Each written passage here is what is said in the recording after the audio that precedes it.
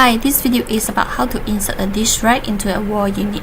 So I'll lay out a wall unit, then I'll delete the door, then board selection, delete the shelves and the base panel. Exit board selection, right click the unit, then add accessory. Inside the condiment pool basket, you just drag out the dish rack.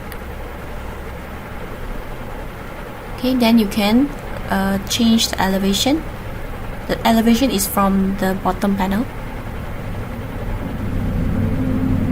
Okay, you may also adjust the size of the dish rack.